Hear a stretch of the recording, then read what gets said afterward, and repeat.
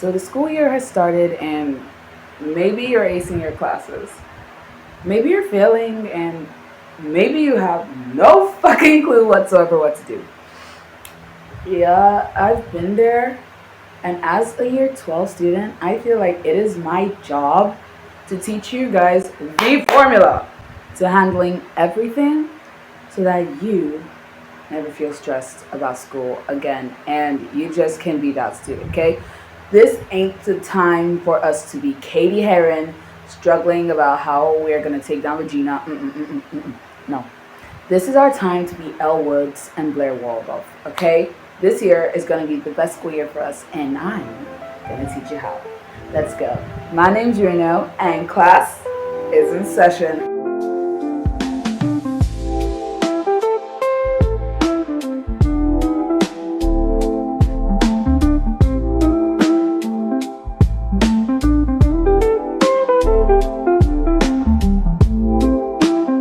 So this video is going to be split into 3 parts, and I'm going to try my best to put the timestamps up either here or in the description so you guys can jump around to whichever part you want. So let's get into it. First things first, let's get into study tips.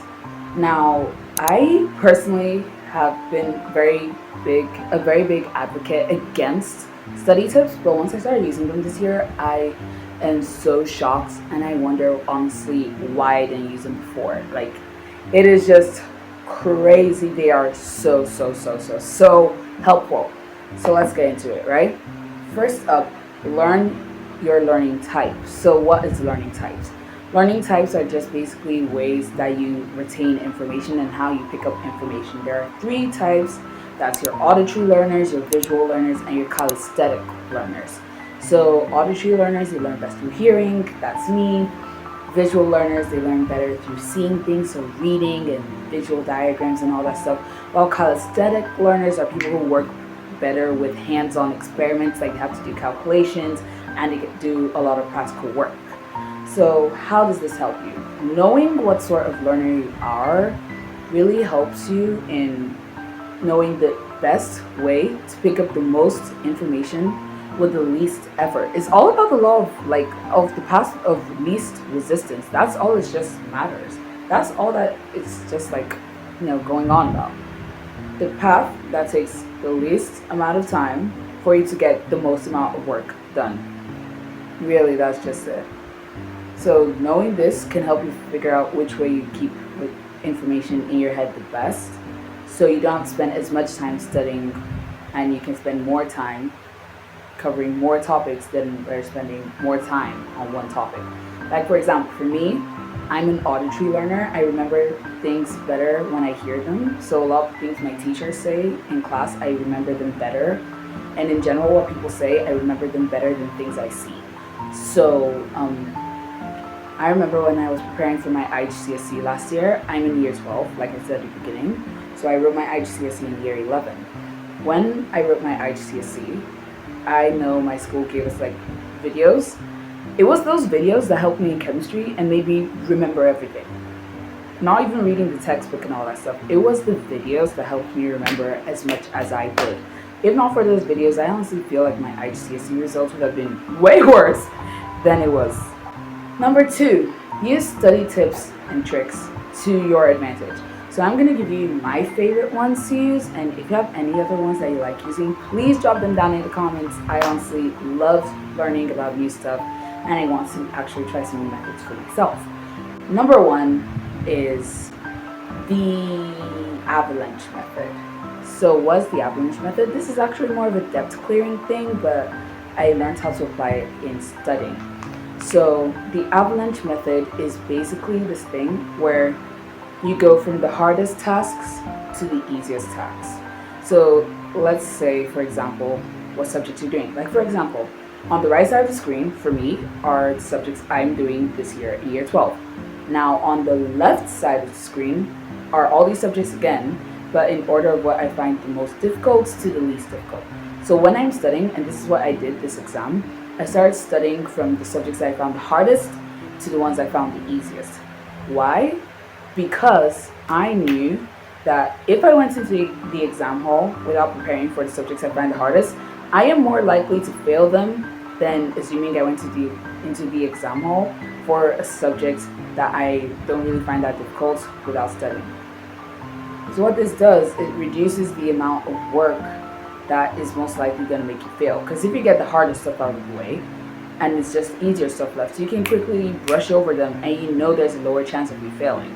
Because for me, I feel like it's better for you to pass the harder subjects and maybe not do as stellar, like not necessarily get 100 in easier subjects, than to get 100 straight in all your easy subjects and then get like an F in a harder subject, especially knowing that harder subject really determines your future, especially if you're in senior school and you're getting close to going to university, because these things matter.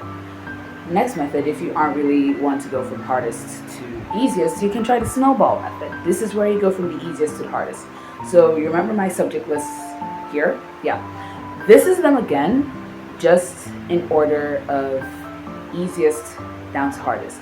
So using this method, I would take the easiest subjects down to the hardest one. Why would I do that?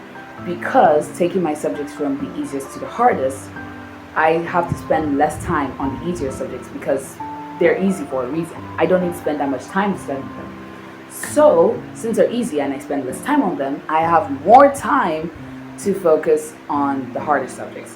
Personally, I use a mix of both of them. I use the avalanche method for subjects, then I use the snowball method within the topics of a subject, letting method.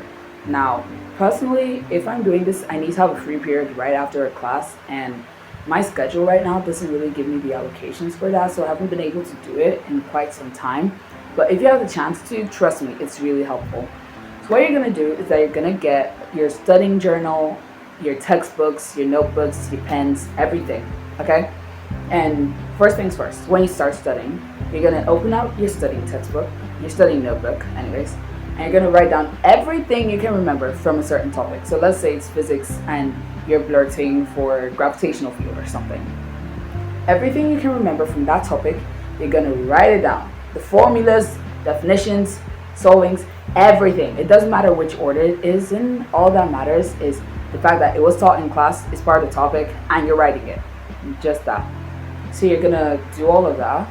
And then once you're done and you've written down everything, you can't remember anything else that you want to add to the list, what you're going to do is that you're going to open your textbooks, right?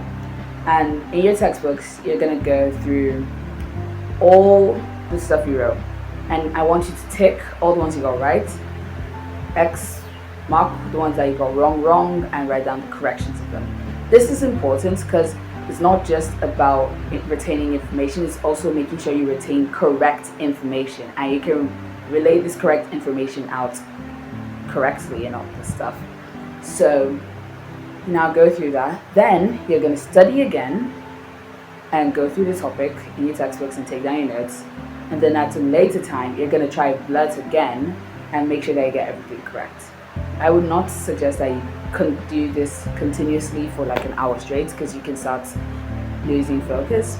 But if you do this like once a week to see how much better at the topic you've gotten, you will really see improvements. I honestly love this method. If I had the time in my schedule, I would use this more often. So trust me, this one is really good. Another method you can use is the Pomodoro method, which is where you take a time block for studying and split into smaller bits. Well, smaller bits of 25 minutes with 5-minute breaks in between.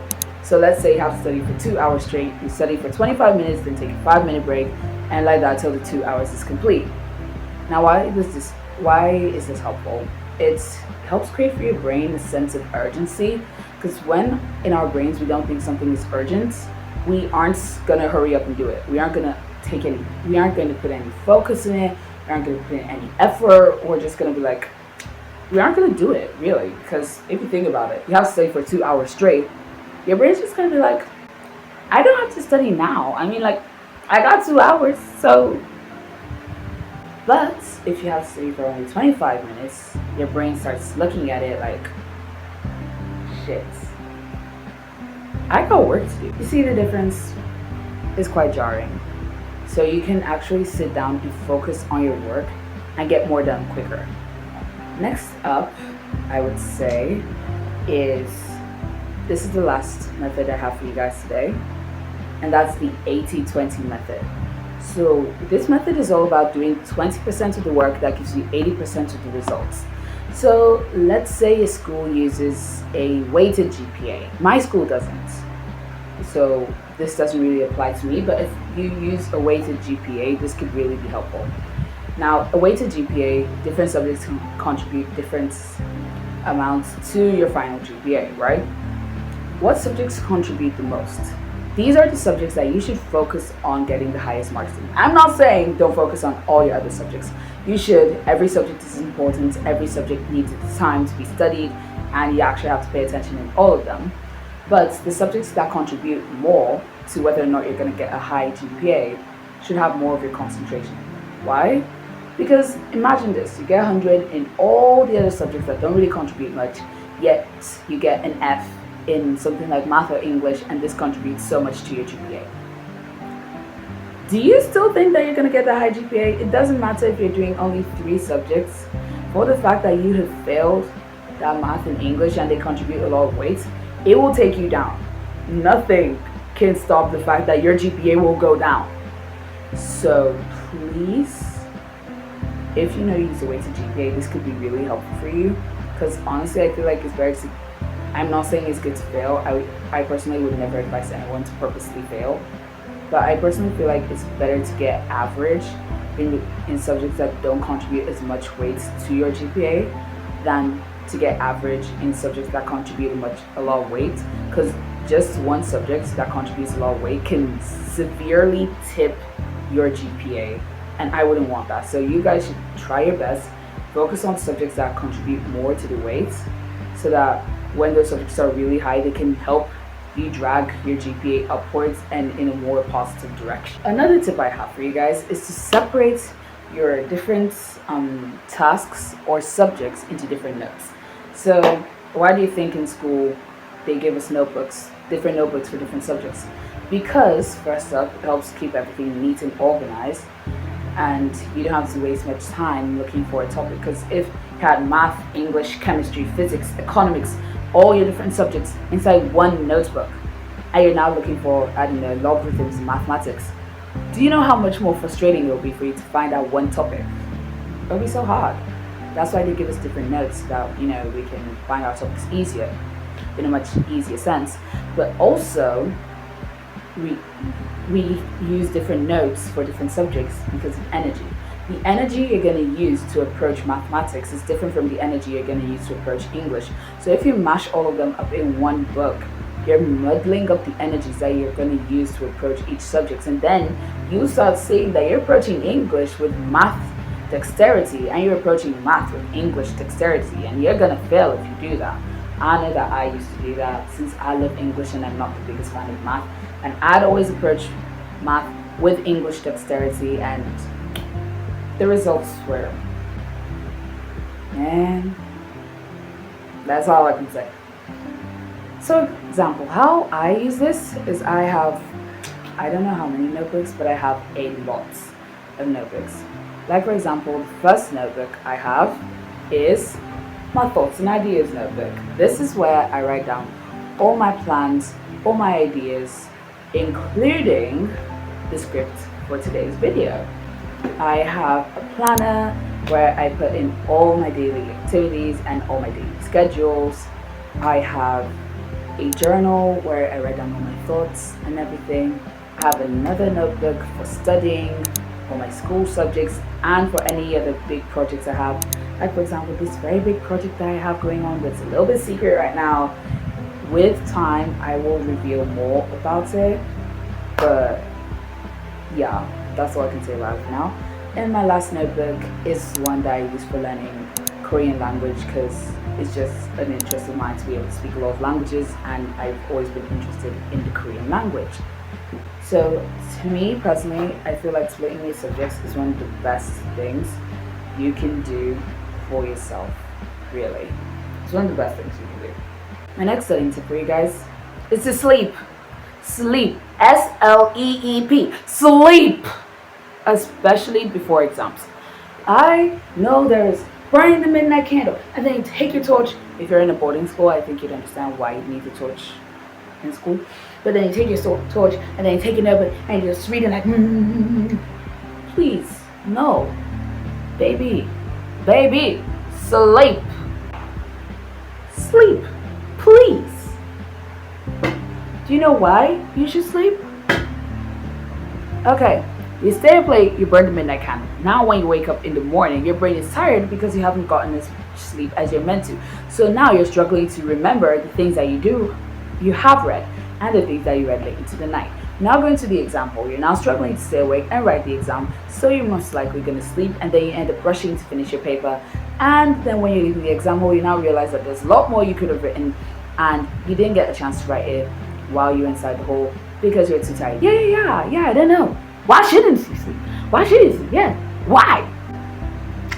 What do you think you are? A robot? In fact, what do you think you are? A spirit? Yes, I know we are spirits, but do you think you're a spirit right now? Right now, you ain't a spirit. You're a body. You're a body.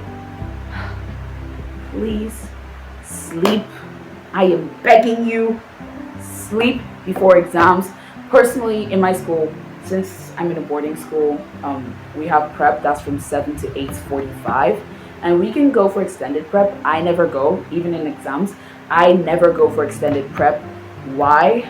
Because I know how important sleep is. I know it's better for me to have less information in my head, but be able to bring out all that information onto my exam paper, and because I'm awake and my brain is well rested, than for me to have more information and not be able to bring out all that information onto the paper because my brain is tired. Okay? The former is better than the latter, by far. Because with the former, you know you're less likely to fail. With the latter, you aren't even sure that half the things you wrote on your paper is even correct. Because your brain is tired as you're writing. Lord, please, sleep. In fact, you know what? After this video, go and sleep, okay? Go and sleep. Take an hour-long nap, okay? Next up, never spend a whole day studying. I know this may sound weird, but honestly, it's the best studying tip you can have. Spending a whole day studying, your brain's gonna get tired of it. And if your brain gets tired, you are more likely to self-distract. So our brain self-distracts when we're constantly doing a task and our brain doesn't want to, our brain is tired and all that stuff, and our brain just wants a break and wants some diversity. Because our brains crave diversity, they crave difference. So when your brain is seeing that there's no difference in the present situation, it's going to do everything in its power to bring about difference, which is why you start self-distracting yourself, which is why you get distracted, which is why you may say, oh, I have a bad attention span, I have a short attention span. Have you ever thought that maybe it's just that you're distracting yourself while you're studying?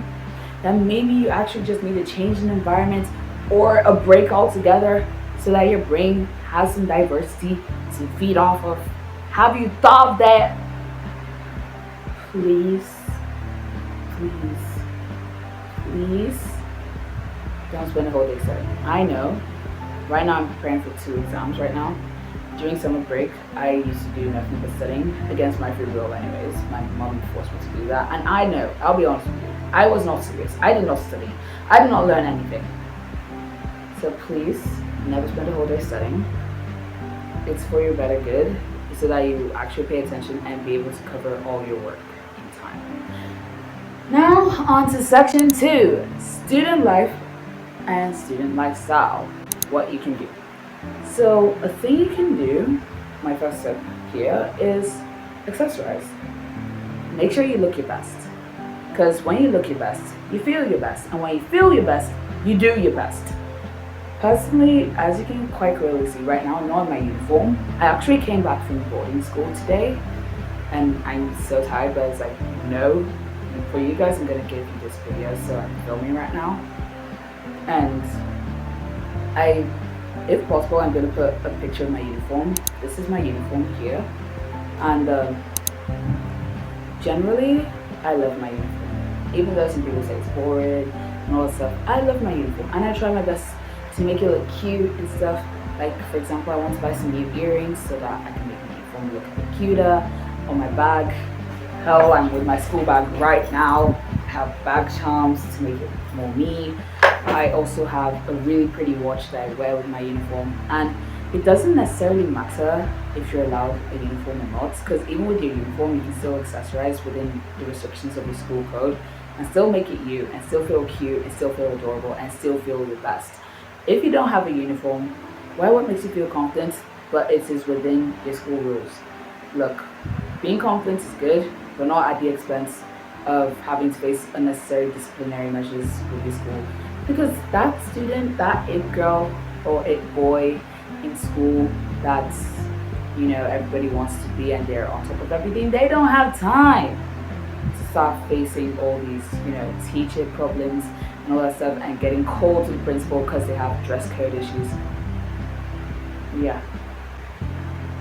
They don't have time for all that. So dress confidently, wear what makes you feel confident, but do it within the confines of your school dress code. Next up, engage in non-academic pursuits, personal projects, half-time jobs, school clubs. Not only does this do wonders for uni applications, don't believe anyone that says otherwise. These things really help. But also it helps create diversity for your brain. So like I said in the previous section, you don't start to self-distract, which is the one thing we don't want. Another thing you can do is have a good support system. That includes friends, family, teachers, school counselors, anything really, animals, health, AI, if you use it healthily, can be a very good part of your support system. And I have one important thing I want to say. One thing I've learned from my 6 years of being in school, as a high schooler anyways, your friends can be your classmates, but not all your classmates can be your friends. I repeat, your friends can be your classmates, but your classmates can't all be your friends. As a year 12, naturally our grade is going to be a bit small. In total we're like 83, 84 students, right? Both boys and girls. Now these 83, 84, only like 4 of them are my friends. The rest of them, if only it's necessary, that's when I talk to them.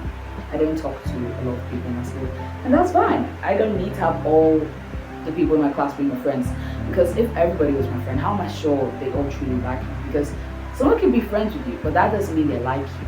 That's the thing you need to learn in school. Just because someone is friends with you doesn't necessarily mean they like you.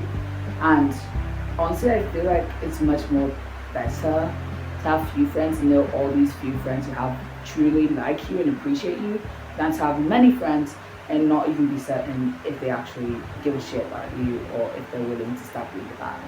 Next thing is that you should care for your physical and mental health. This will obviously help, not just in helping you look good and feel good, but also will help in your general health as a person. Because if you abandon your physical health and mental health as a student, you're more likely to fall sick and you're more likely to increase your late and absent attendance in school, which will honestly put you behind. For physical health, I'd say engage in sports. You can do swimming, you can do running, football, anything really. If you're not really a sporting type, you can do yoga, you can do stretches, you can do Pilates. You can do jumping jacks in your bedroom, it doesn't matter. You can follow a workout video on YouTube. Just move your body and keep it active and care for your physical health. Eat your food, don't get ulcer, because ulcer as a student is honestly one of the worst things you can get. It will really stress you out in school. And in terms of mental health, that brings me to section 3, student mindset, so you can survive school. Okay, I wish somebody told me this when I was entering in year 7 back in 2020, because if they did, I would have saved myself a lot of stress, and that's what I'm here to tell you. So let's go. Number 1, just like I said in the previous section, care for your mental health. It's honestly really, really important and really. So what are some ways that you can care for your mental health? You can journal. Journal. This goes with me almost everywhere. Against my better judgment, I've had some really embarrassing moments because of my journal. Not this year anyways, in previous years. But I will never learn. I will always carry my journal around with me everywhere. Journal your thoughts, guys. Another thing you can do is listen to uplifting music, listen to music that makes you happy, on my Spotify, I have a whole entire playlist called Frequencies playlist that's filled with positive songs and happy songs that just uplift me and stuff. You could also try doing like deep breaths and mindfulness techniques to help you ease out the stress. Another thing you can also do is the 5-4-3-2-1 method. I love this. I do this a lot when I start panicking. Now what's that? This is where you look for 5 things you can see, 4 things you can touch, 3 things you can hear, 2 things you can smell, and 1 thing you can taste, or whichever way you want to go about it. Just that it has to engage your 5 senses, and it goes in the order of 5, 4, 3, 2, 1. Another thing you can do is you can do activities you love. Doing activities you love, whether it's singing, dancing, drawing, screaming in your pillow, arguing with the ghost in your room. That one's highly effective. I suggest you do that. Anything you love, just do it. It really helps with your mental health. Because if your mind is at war, you cannot achieve anything with a mind that is at war with itself. Next up, point number 2, surround yourself with positive people and positivity in general. From the gossip sessions you engage in to the friends you keep around you, because your environment makes you and not the other way around. You do not make your environment a lot of the time. It's your environment that makes you, and it's very important that your environment is influencing you positively rather than negatively. Another thing you can do is to stop concerning yourself with school drama. Leave school problems inside the school building. Leave it there. Just leave it. Why? Because when you keep on engaging yourself with all these drama, you are literally calling that energy towards yourself. You're asking for more drama in your life. And the worst thing you can have as a student is drama, really. So please stop engaging yourself in drama. I stopped engaging myself with said drama, and yes, that does mean that sometimes I get called by my set mates and I'm told that I live under a rock because I know nothing about what's going on in our sets. It's okay because I'm peaceful, I'm free. That time that I would have used to engage in that drama, I'm using it to build up my student life. I'm using it to build up my records for university applications. I'm using it to meet new people, talk to new people, and build lifelong lasting relationships that I honestly don't think I would have had the chance to build if I was engaging in all this drama, you know? Next thing, please hydrate. I don't know why. Drinking water really helps with your mind. I don't know, just cooling down your brain when it starts to think. And I don't know, water just really helps with your mindset and helps bring you to peace. So if you're feeling distressed, make sure you hydrate and drink water. Next thing is that I want you to remember that school is just a phase and it will pass regardless. I remember when I was in year 7, I used to beg my parents to take me out of my school because I was really badly bullied in school. Hell, till date I'm still somehow a bit bullied, but it's not as frequent as before. But now that I look at it, now it's 2026.